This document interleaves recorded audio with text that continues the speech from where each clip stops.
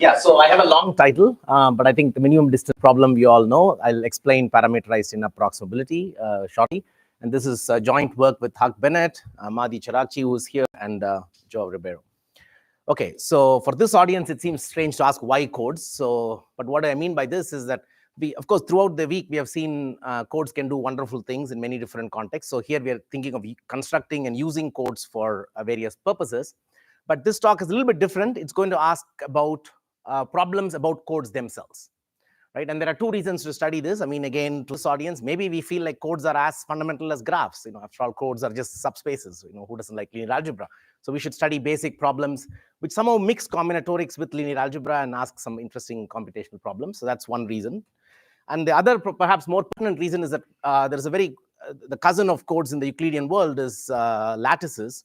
And computational problems on lattices, and specifically hardness of them, was really crucial for a lot of crypto schemes, in particular those which are potentially resilient to quantum attacks, as well as some really fantastic functionality like fully homomorphic encryption and so on. Those things need lattices, even if you're just interested in classical cryptography. So those are important. So okay, again, this is mostly to set notation. So a code is a linear subspace over FQ. It has a generator matrix. It's a linear space, all that. And we'll be interested, as the title said, on the problem, the minimum distance of a code, which is just as defined here, the shortest Hamming distance between a pair of distinct code words, which by linearity for a linear code is particularly simple. It's just the minimum Hamming weight of a non-zero code word. Okay, so that's the minimum distance problem. And why do we care about it? For various reasons. But for the simplest one is that if you're trying to do unique decoding, then you can always correct up to half the distance. So if less than d minus 1 by 2 errors happen, then this is another way to say the distance, is that these Hamming balls around the code words are disjoint, so you can correct errors. Okay, but as I said here in this talk, we will talk about problems on error correction, but it's mostly going to be the complexity of those problems. So, okay, that's nearest code word decoding. So you have a point Z.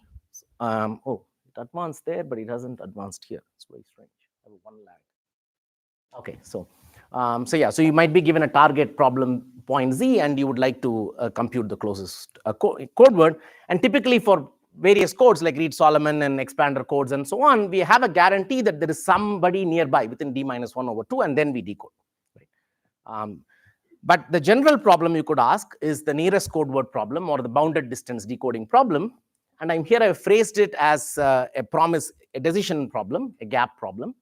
So you're given a linear code, say via its generator matrix, and you're given a distance bound D and a target vector T. So this think of as Z in the previous slide. And your goal is to find out, is there a code word within distance D or not? Okay. And my apologies for making this D was d by 2 in the last slide, but here think of d as just the proximity parameter. Okay, from now on, this is. So this is the nearest code word problem. We would obviously like to solve this for interesting codes. I mean, usually you want to find the code word, but for this talk, I'm going to talk about the decision version. Okay, is there a code word or not? Okay, so that's the bounded distance decoding, or NCP. These acronyms are a bit, there are a lot of acronyms, but maybe NCP is nearest code word problem. Okay, keep that in mind maybe. MDP is minimum distance problem. What is that? It's the obvious problem. Given a linear code, distance bound D, is there a non-zero code word of weight at most D or not? Okay. So same thing as asking, does the code have minimum distance D or not? That's the computational problem. And note that this is very similar to the previous problem, except that there is no target. Right? The target is now 0. So you should think of the NCP is the affine version of the MDP. So it's a harder problem. MDP is the subspace version, and of course you forbid the zero code word. Okay, so these problems look very closely related. Okay. And you can also think about this as if I give you a parity check matrix, what is the shortest linear combination of columns which becomes 0? And for NCP, instead of 0, you have a syndrome. You're trying to find the minimum weight solution to this. So what's the lattice? It's exactly the same. Instead of having a generator matrix over FQ, you have a generator matrix over reals. So Rn to the n cross k, and now the lattice is just the discrete additive subgroup where you take all the column span with integer vectors. Okay, so it's linear combinations of k vectors with integer coefficients. So that's a lattice. So again, it has this linearity property, and so these things typically you think of as sitting in Euclidean space. So you get interested in analogous problems. So one is So what's the norm you would use? Instead of Hamming weight, you can use the LP norm for any LP, any P.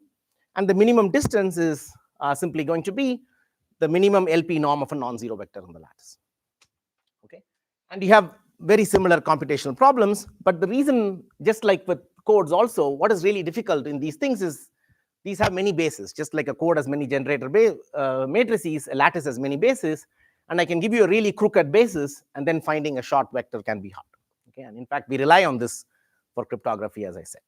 Okay, and there are exactly similar problems as before, only the acronym changes, and maybe FQ becomes Z, but the problems are the same. You can ask this problem in any LP norm. Given a target vector, is there a vector in the lattice within distance D in LP norm or not?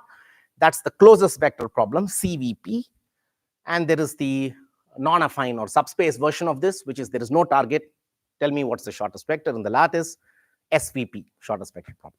Okay, so NCP, MDP, CVP, SVP, it's a zoo of acronyms, but you'll get used to it. And the same thing. So this is the CVP is the affine version of this. So how hard are these problems? And note that here, so usually we pick nice codes like Reed-Solomon expander and so on, and we can prove some things about it. Here I throw at you an arbitrary code and I ask you what's the complexity of the problem. So you'd expect these things should be hard. And indeed, they are all hard, but already there are some quirks in this. It's not, the story is interesting. So for the affine versions, the nearest code word and closest vector problem, it's pretty easy to show NP hardness, right? I'm really throwback now, NP hardness. But for MDP and SVP, even the NP hardness was tricky. So NP hardness for MDP was only shown by Alex Vardy in 97. And around the same time, Aita in a beautiful paper initiated this whole lattice-based thing by showing NP hardness of SVP with randomization. Okay, so this is just exact problem. Of course, we don't expect these things to be solvable exactly. As always, we want to relax. So there are two ways you can relax. So we'll talk about the more popular way, which many of you would know, which is an approximation version. And for example, I've chosen here the SVP thing, but you can ask the same thing for any problem here.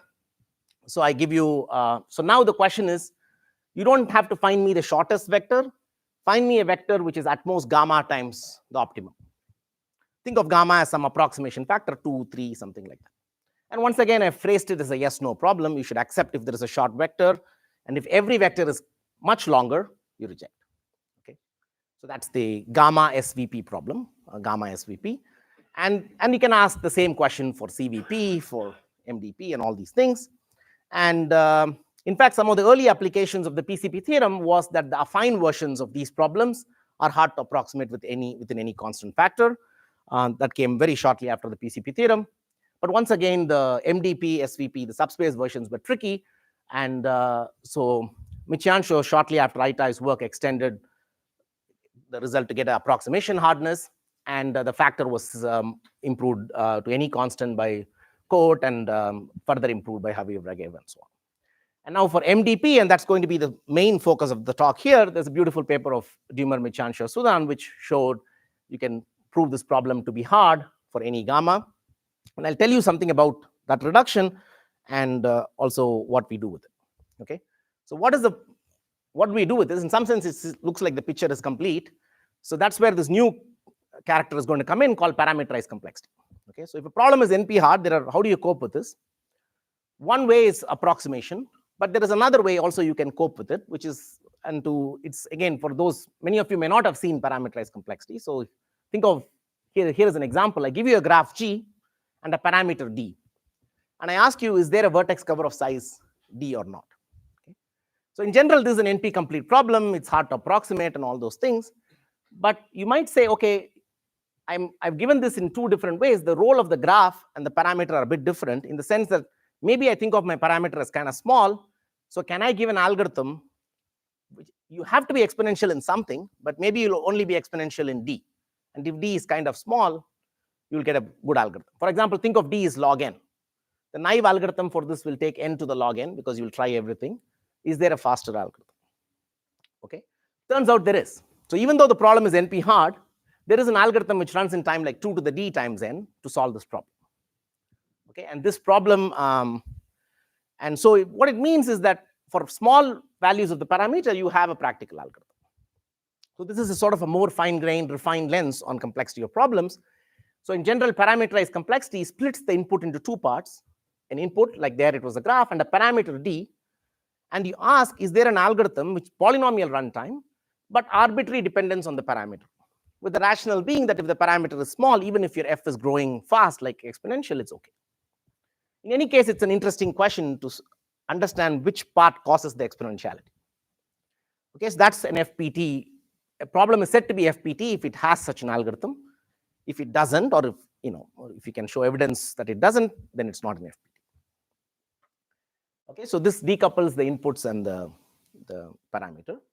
So what the result I said in the previous slide shows, and it's really some sense, very classic thing, is that vertex cover parameterized by cover size is FPT. Okay, very good. Now a very related problem on graphs. Suppose I give you a graph and I ask, is there a clique of size D? Okay. Or I could have said independent set, just the complement of vertex cover. What's the story here? Here we widely believe this is not in FPT. In fact, the best algorithms known for this take n to the omega d time. Okay. And, so no algorithm with better runtime is known. Of course, we are not going to be able to prove that it's not in FPT. Right? We can't prove that this will take n cube time, for example. Right? But the question is, how do you build a theory which can explain this difference? From the lens of NP completeness, both problems are the same, so you need a more sort of fine-tuned lens to distinguish these problems. And that's where this concept of parameterized reductions and so on comes from. So let's, for example, for this purpose of this talk, let's just posit that this problem is hard. Clique is a hard problem. We don't think it has an FPT algorithm. So if you're able to give me a reduction in FPT time to the problem I'm interested in, and I'm going to substitute these problems to be the coding problems of interest, then you will, and this is just a good old reduction. The only thing is that this new parameter, d prime, should be only a function of the old parameter. And the rest of the thing is as you will do in polytime reductions. Okay, you don't have to completely catch the detail, but the point is it is just set up exactly so that if pi was FPT, then clique would be FPT. And since we believe clique is not FPT, pi is not FPT. So you build up a whole theory of hardness. And for whatever reason, such a problem, if you can show this, it's said to be W1 hard. Okay, so it's another thing. I won't get into that, but think of this as we want to give a reduction from clique.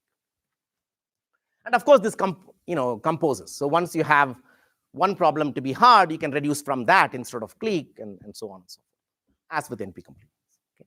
So there's a perfect parallel, right? So you have class P, FPT, NP is replaced by W1, and polytime reductions are replaced by FPT reductions. Any questions so far? Yeah. What is the parameter and what is n is kind of arbitrary, right? It is arbitrary. It's up to your. That space of possibility. So there has been some attempts. So for example, you can ask, given a parameter k, is there a vertex cover of size k log n? You could ask that problem. That's also a parameter. That's legitimate. I don't know, the theory cannot distinguish between those. So it's more a rule of thumb. What's the natural parameter? For example, for the coding problem, MDP, the natural parameter is going to be the distance. But yeah, that's definitely a valid point. You can parameterize in different ways, some more interesting than others. Is there some more classical basis for assuming W1 is hard?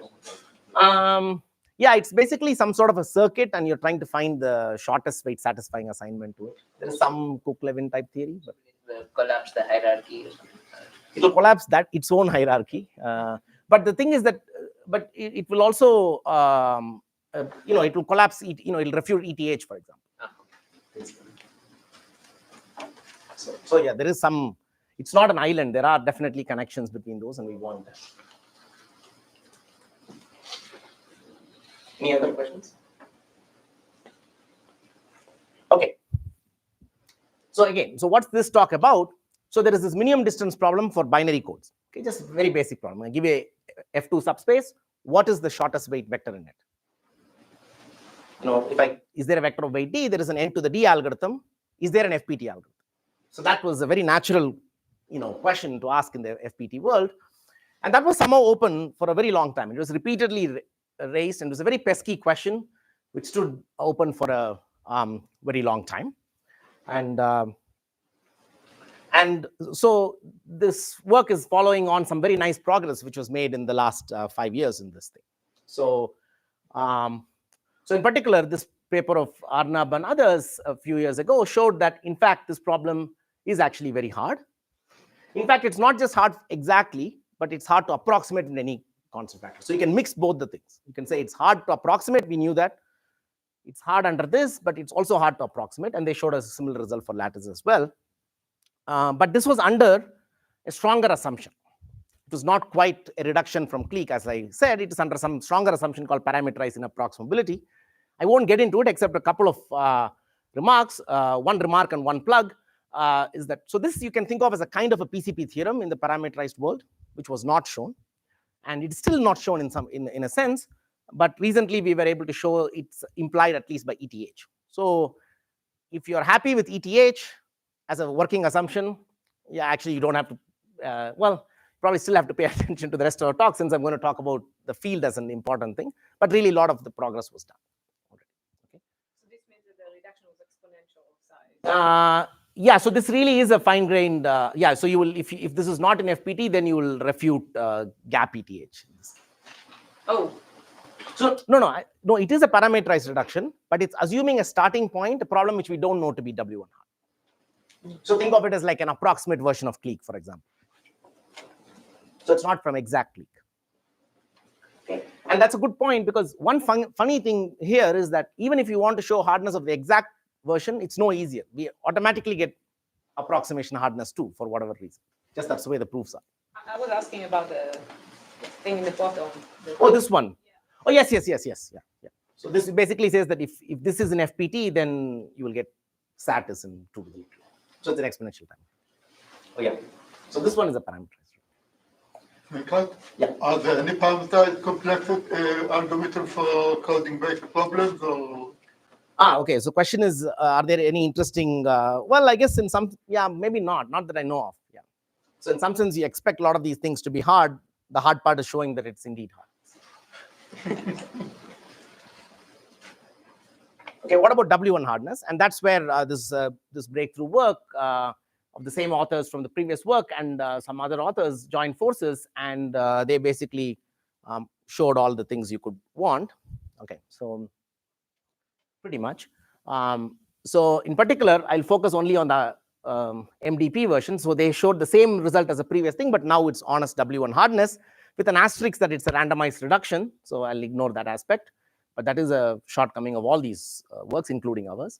And they showed the same similar result for SVP, but with some caveat that here they got a hardness for all constant factors, but here they only got it for some constant factor, and their result didn't apply for LP1 norm. So that's those are the things which are open after their work, which is that what about MDP, but not for binary codes, but ternary codes or other things.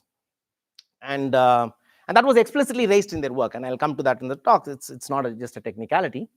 And what about hardness of approximating SVP to bigger factors? So these were the, okay. W1 hardness, how does it connect to ETH? Is that like, if ETH is true, then this Yeah. So this will be a weaker assumption. Yeah. weaker than ETH will imply this. W1. So it's really a working assumption, right? So usually we work with NP not equals P, or it could work with ETH. Here it's the same thing. You could work, ETH is of course a stronger assumption. Same thing. You could work with ETH, or you could work with W1 not equal FPT. Same thing. ETH of course implies both of these. Okay. So that's the story. And if there's too much to keep in your head, just think about this. We'll come back to lattices later. I might probably even run out of time. So let's just think about coding. It's a coding workshop anyway. And minimum distance problem. Binary is solved. What about non-binary? Okay, that's okay. And our results basically that's what we show. We extend it to all fixed finite fields and any approximation factor. And as I said, you kind of get the approximation sort of for free here, which is, it'll be nice to have a simpler proof, just getting hardness of the exact version. We don't know that. Is constant size Q or can Q be? Yeah, Q's, think of it as constant size. Yeah, no, it has to be constant size. What about gamma? Gamma can be also, oh, that's a very good point. So gamma has to be any fixed constant.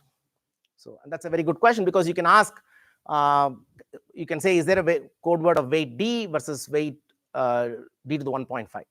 That's not at rest. Think of gamma as some absolute constant, but any, however big you want. And are there any interesting upper bounds in approximation? Well, for lattices, we know.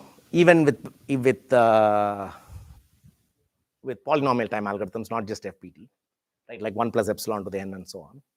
Right? Might even be poly n with quantum algorithms, right? So as of this week. So and coding, I don't know. Yeah, I think it goes back to Amos's questions. Are there Coding is a more conservative assumption? Yeah. So in some sense, lattices have richer structure. So codes, in some sense, have less structure. So we really don't know much. There's no LLL, there's no Gaussian to smooth things. I mean, there are some surrogates, but that's a nice direction. I think that's why it will be nice to see, since we can't rule out such algorithms, it'll be nice to see if there's a better algorithm. This Blum Kalaivasan. Yes, yeah. Well, that's for random linear. Oh, yeah. This is arbitrary linear codes. Okay, so let's see. Not doing great on time, but so, and for lattices, I'll just state the result. I'll probably won't get to it at the end. What we are able to do is that we can extend their previous result to get any approximation hardness. They only got some approximation hardness. And we also get something for L1 now, which the previous works did not. Okay, let's talk about MDP. Okay, so let's talk about, before we get to all this parameterized, let's just go to good old NP hardness. How do you show NP hardness of MDP? As I said, that's itself a bit tricky. And I'll show hardness of approximation. How is it done? So let's say the affine version is already shown to be hard for any gamma, and you want to reduce it to the MDP version. Okay. So what do you want to do? You have an affine version G dt. So there's a target, and you want to reduce it to another code G prime and a distance parameter D prime.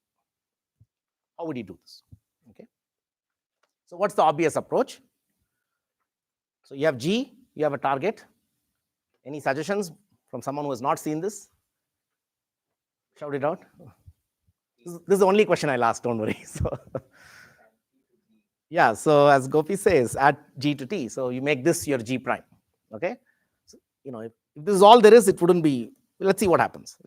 It's a good attempt, right? So this G prime is G followed by T. Oh yeah. Oh, so I've done a blasphemy here of the columns spanning the code. Apologies. Yeah. Also, it's a square. That's just poor drawing. So, yeah. But it's a square. It's a good thing. You can say it's rectangular or long and thing. But by adding a column, I have said what I'm doing. Okay. So sorry again for that. The columns of G span the code, and I'm adding T to it. I get a bigger code, right? And why is this a sensible thing? Well, the idea is that if T is close to G, then by taking a suitable span, you'll get a short vector, right? So, so this is true. So if you take a S instance, then you will get a vector. You can take D prime equals, people probably just see that, right? You take Gx minus T is small, so you just took xn minus 1. Okay, so just the affine thing becomes linear because I have moved the target into the code. That's all. Okay, so what about the no instance? Something has to break, right? So this is too simple. If I did use the last column, then indeed I'll be far away, because I said in the no case T is far away from the code. That works. But that's not a complete reduction, because I might simply not use the last column. So if G has a short vector by itself, then you don't get anything. Okay. So again, okay, I'll just leave it there for a second. It's important to understand this issue. So the problem is many of the old reductions for NCP basically takes a code of low distance and asks it to decode. In some sense, a code of low distance has no business decoding so many errors, but that's where the hardness was. So you have to somehow show a hardness for NCP in an interesting regime where the code has at least decent distance.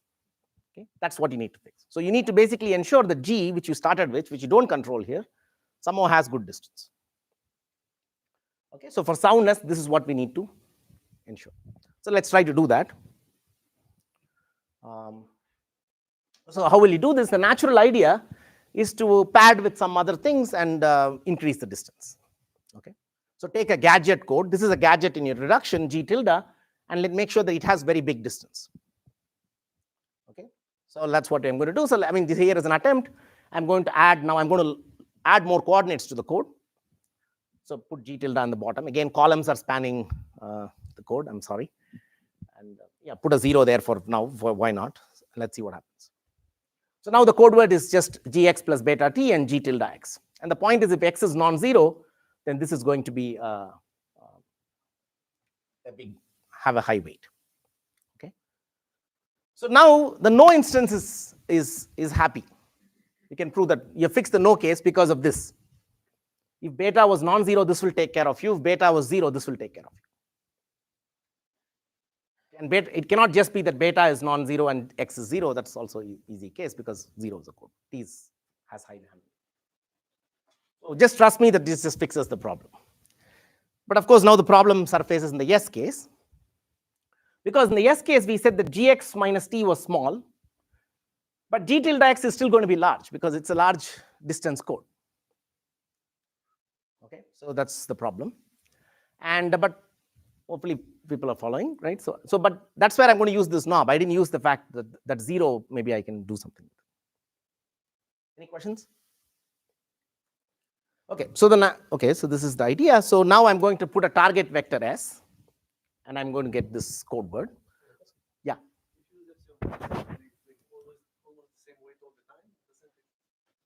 No, but the weight is just too big. It's because the distance of the code is much higher than d. So no matter what you put, it's big. So you have to actually take an affine thing which goes below the distance, and that's what this S is going to do. Okay. So once again, the no thing, nothing really changes. Yeah.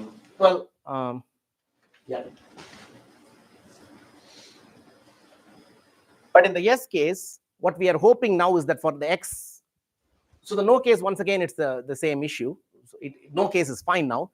In the yes case, now we are hoping S may be close to G tilde so that the extra things you added will also not increase the weight. Okay, so that's the hope.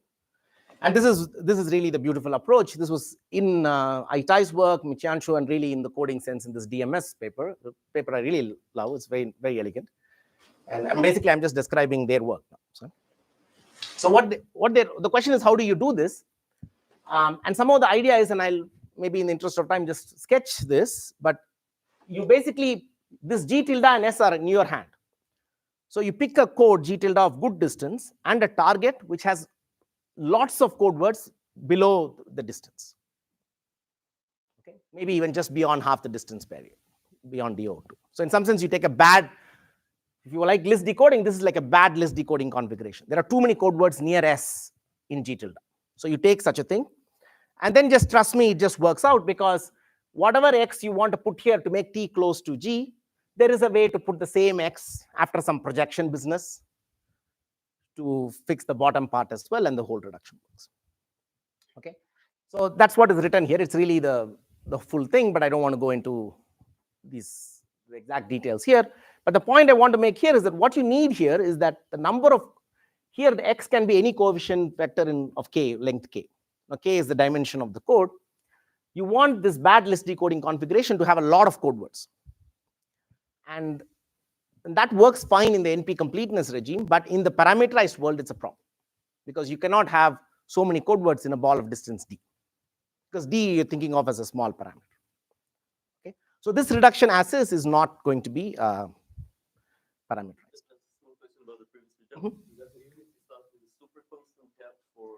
You end up with a constant gap for input. Oh yeah, so the gap, the maximum gap you can get here would be 2. Because here you have to be within, you need to be a little bit more than d/2. But the point is you can tensor and amplify. But you're right, that does cost in the block length. So you lose a lot in this. And that's also why, for example, Daniele's thing only got square root 2 for SVP because there was no tensoring available before Cote and Habiba gave and so on. The tensoring costs you in the time of the reduction, so if you want to make the gap super constant, the reduction. Right. No, but yeah, or it simply doesn't work in the case of lattices. But here tensoring is immediate, right? Tensoring is fine. So you just have to get some constant factor, you can amplify. Where was I? Yeah. Okay, so the punchline is that the DMS reduction, as amazing as it is, does not work in the parameterized setting because you need to get a lot of code words in a small ball. And that means the ball's radius has to be big, and you're trying to keep that. Basically, the distance d prime is not a function of d alone. It depends on n as well. Okay, and that's often the challenge in these parameterized reductions.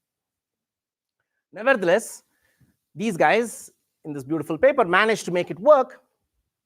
They gave a different approach which does not need this projection. they used a more explicit construction based on binary BCH codes and made the reduction parameterized. Okay, that was their contribution. But they also explicitly posed the question of doing it for non-binary case open, because binary BCH codes are absolutely amazing. They almost meet the Hamming bound, and that's used in the proof. This is not true for ternary or other BCH codes, so there seemed to be an issue. Okay, and that's was our point. Okay, so what do we do? So we actually completely changed the approach. So there's another approach to do reductions in this MDP SVP world due to Subhash code, and we kind of go to that. It was originally done in the context of lattices, but same ideas really work for codes, and that's what we exploit. And it turns out this one can be made parameterized for any field. Okay, so that's the idea. So what do you do? So here, earlier, remember, we put the matrix right below it, right? So we didn't increase the dimension of the code, only the length. Now I'm going to increase, it's sort of a block diagonal structure. I'm going to increase the dimension of the code and the length. So I'm going to put the gadget like this, A and S, where A is again going to generate a code with large minimum distance, and there are going to be many code words within S, near S in A. Okay, it's just I put it slightly differently. Okay, now let's see what happens. So now we are interested in some column combination, X, Y, and beta. Okay, X for G, Y for A, and then beta for this. And we want to understand what's the distance properties, etc. Once again, we assume G, T, D is an instance of the NCP problem, and let's see what happens. Okay, you get this code word. Okay, so now let's see what's happening. So if this GDT was a no instance, namely T was very far from G, the only way you can make low weight code words is to not use this column at all. Because if you use this column, then you're going to be far from G. So you must put a 0 on, you should not use the last column, beta should be 0, right? But in that case, how many bad vectors do you get? You can basically pick up all the low weight code words in G. Okay, earlier we were trying to avoid that completely, but now we will have to live with it. But the number of that, so basically you can have some number of bad vectors which have low weight, but the number is exactly the number of low weight code words in G. Okay, if you don't fully see this, that's okay, just take my word on this. Okay, so the reduction totally doesn't completely work. There are some bad cases. Okay, Subhash calls them annoying, I think. Yeah, so in the paper, so there are these annoying vectors. Okay. If it's a yes instance, then how many there are going to, if it's a yes instance, then you can certainly get a low weight code word here because T is close to G. And because of our gadget, there are many code words of A close to S as well.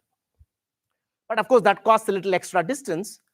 But the number of those is that you can take any solution up here, combine it with any solution down here. So you're going to get a lot of good vectors. How many? The number of close by code words to S in A. So that's N good. So good and annoying. Okay. So as such, the reduction doesn't work because N bad is not 0. But the very nice insight here is in Coates' paper is that if N good is much bigger than N annoying, then you can just take a random sublattice or subcode. In his case, it was sublattice, but we do it for codes, and then the reduction works. Okay, that's really the idea. And one point is that this makes the reduction randomized and two-sided error. So there's an error in both sides, which is so that you do lose something if you're very pedantic. That's the high-level idea. So really, what we need is that we're going to take a code of distance much larger than our target D, and the property we need is the number of low-weight code words in G is much smaller than the number of nearby code words in A. Okay, too many parameters here, but just at a high level, this is the last slide I'll do for this reduction to finish up, and then we'll talk about other things. Here we can just use the trivial bound. There are at most n to the d tilde such code words. And here, now comes the point. I'm going to take a BCH code because that's, again, the best thing to do in these sorts of settings. And the distance is going to be much bigger than d. And here is the key point. The core dimension of a BCH code is slightly less than d. It's d by 2 in the case of q equals 2, but it's d times 1 minus 1 over q in the case of query codes. Okay. And the point is, if I can go slightly beyond this, I will get lots of code words. That's just by a simple averaging pigeonhole argument. So these BCH codes beat the GV bound. They beat it by this much. So that gives you a little bit of elbow room below the distance where you can pack a lot of code words. Okay, this is all very standard in these things. And now the point is, I get like m to the epsilon d code words. Now m is under my choosing, so I can make m much bigger than n, and then I have basically thwarted the effect of these bad vectors. Okay, and the parameters, and what are the parameters now? This d prime is going to be d for the top part, the g and t part, plus whatever bound you have from the bottom part, which is 1 minus 1 over q plus this. And the point is, this is slightly less than gamma d because this is bounded away from 1. And in the no case, you are anyway gamma d away. So that's it. And the whole reduction is FPT because now d prime only depends on d. Yeah, sorry, that was a bit technical, but just summarizing, this is the approach. Your d prime is that parameter. In the yes case, you have somebody of weight d prime. In the no case, the weight is more than gamma d, and you notice that because of this 1 minus 1 over q, you won a little, and there is a gap. Okay, and that proves the theorem of W1 hardness of MDP for any field with some factor, within some factor. Okay. All right, so that's that, and this already came up. We only proved it for some factor. I promised you for any factor. Okay, for codes, that's not a problem. At least, yeah, if you're not very fine-grained about it, you just take tensor product. Okay, so you take this code. Now I have it correct. It's longer, right? But now this is GX. How do you make the tensor product? Well, you make X into a matrix and take G transpose. That's your tensor product. And it's a well-known fact that the distance exactly squares. So your gap of gamma prime becomes gamma prime square. And you do it enough number of times, you get bigger and bigger. And this is obviously FPT as well, because the parameter just squares. Okay, any questions?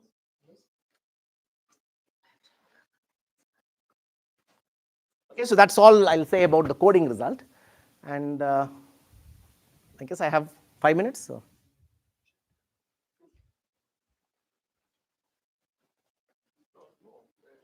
Okay, so I'll say something about lattices. Yeah, they seem like important, yeah, especially with all the quantum and crypto connections. So again, as I said, we really borrow the reduction from lattice world. So it's no surprise that in some sense, the same approach sort of works, and that's really what we do. And again, everything, I'm not going to read through this. This is exactly, in fact, what code did, right, in the lattice world, and we translated it. And fortunately, the reduction is parameterized. And again, and one thing I'll say is that even in the lattice case, you have to then pick what is called a locally dense lattice, a lattice which has lots of lattice points near some target. There again, BCH codes. You use this construction A on BCH codes to get those. Okay, so BCH codes definitely play a heroic role in all this story. Okay, so what are the pros and cons of codes reduction in the context of SVP now? Okay, we have done with codes. Let's talk about lattices. The advantage is that the reduction itself actually turns out to be FPT. So that's great. There are two cons. One con is that it doesn't work for p equals 1, and this was very inherent in Subhash's work, and this just comes from the use of BCH codes. I'll come to this in a second. In the NP completeness world, it doesn't matter because you can basically embed L1, you can embed L2 into L1, so you can get hardness in the L1 norm as well, once you get strong enough hardness for L2. Yeah, so there is that issue, and also it's definitely not going to be a parameterized reduction. Yeah, because you'll need to work in higher dimensions. It won't be a full dimensional lattice also, correct? Yeah.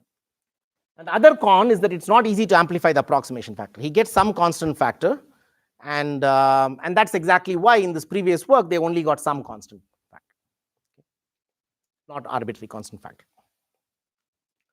Okay, so first I'll talk a little bit about the L1 norm. So Coates' approach uses binary BCH codes, and that gives you an approximation factor of this, half plus 1 over 2 to the p inverse. So that's the original gamma you get. And note that this is bigger than 1 as long as p is less than 1, but if p equals 1, it doesn't give you anything. Okay, so this is the story. And what we do is basically, there was recently a beautiful paper of Bennett and Picot where they give a different construction of these lattices which could have worked for code, which is a Reed-Solomon based lattice. And for those, I will, because the coding theory audience, I'll say that the analysis of this is very nice because it relies on the fact that the Lie distance of Reed-Solomon codes is a factor 2 better. Okay, and that factor 2 is important. And this now works seamlessly for all p norms, including A Lie distance means you just don't take Hamming distance, but you think of this points on a cycle and take the distance on the cycle. Say it's roots of unity for FP.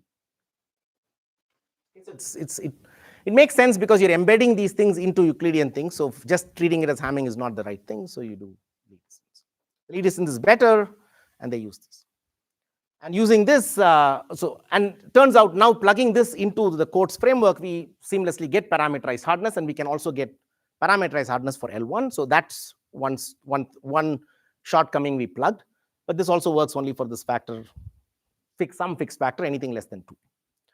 And the other part I'll say and close with is this amplifying the approximation factor. For codes, it was no problem because tensoring just squares the distance.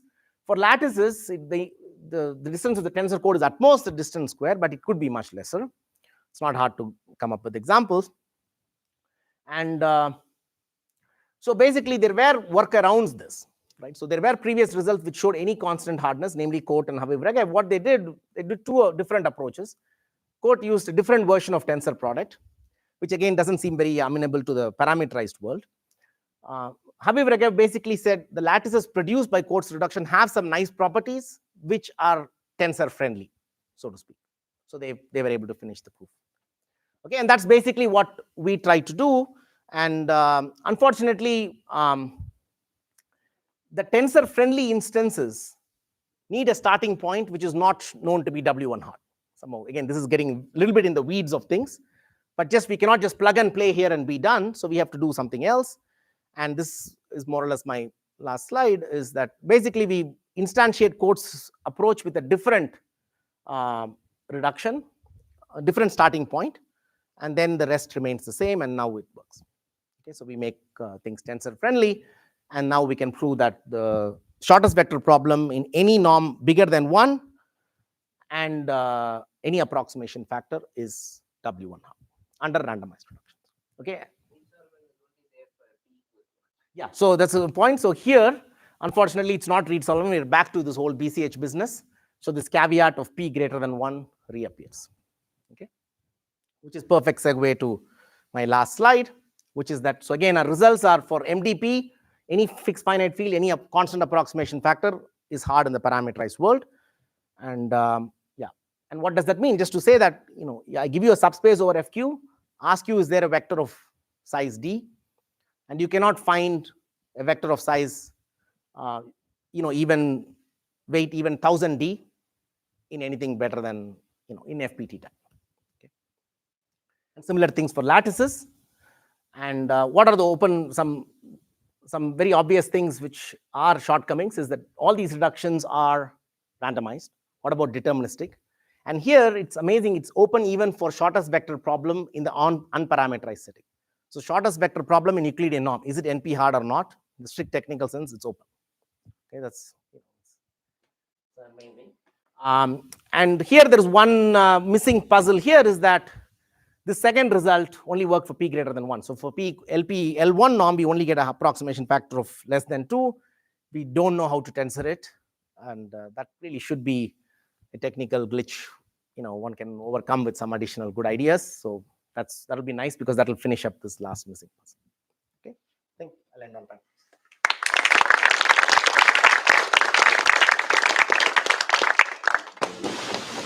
Sure.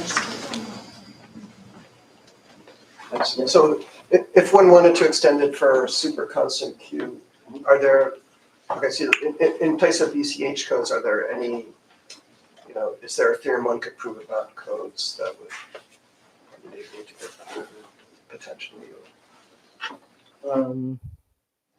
Yeah, in some sense, even the original DMS paper, they actually use Reed-Solomon based things. Reed-Solomon codes also beat the GV bound in a certain sense. And they actually use Reed-Solomon codes to construct these bad list decoding configurations. But I think, again, it won't work in the parameterized setting. But I'm not giving it much thought. But the BCH itself, you see, because you get only this 1 over Q slack to work with. So if Q grows, then you get into something. But that's a nice question. In general, we kind of started on this thing through some other questions about restricted isometry. You can ask these questions over Euclidean spaces as well. I give you a subspace over Rn. Is there a sparse vector or a compressible vector and so on? I think there's some nice open questions on the parametrized complexity. So basically, you don't need now these locally dense codes. You can replace them by BCH, or are they still needed? No, the locally dense codes are, the BCH are the locally dense codes. But I thought the construction was randomized with these locally dense codes. Yeah. So this whole reduction is randomized. So the part which will be randomized is that the center S will be sampled randomly. The code is explicit. Yeah, everything.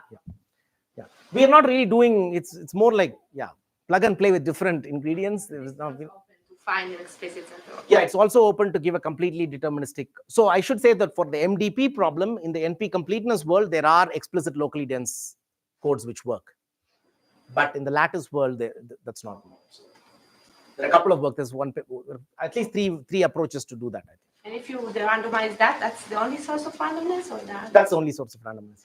So finding this target vector, which is this. Well, in coarse reduction, it's a bit more, it's a two-sided thing. So because you have to kill these annoying vectors, that's also killed randomly. So that's randomness is a bit more inherent. But in the original DMS approach, it's only in finding the locally dense code, which we, in the NP world, we can do it deterministically. But in the parameterized, we don't know. Yeah. So this cushion of 1 over q that you have, Yeah. if someone makes a larger, increases that, what would be the effect on the result?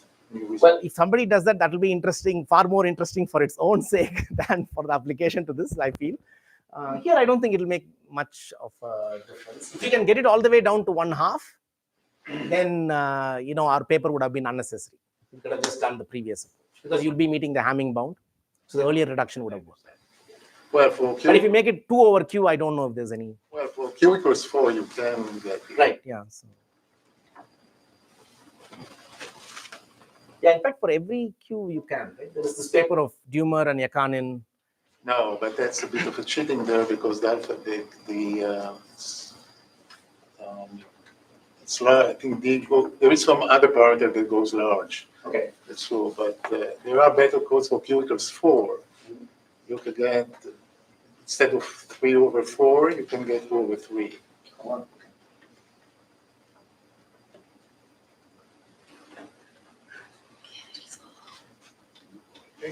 Let's make this big.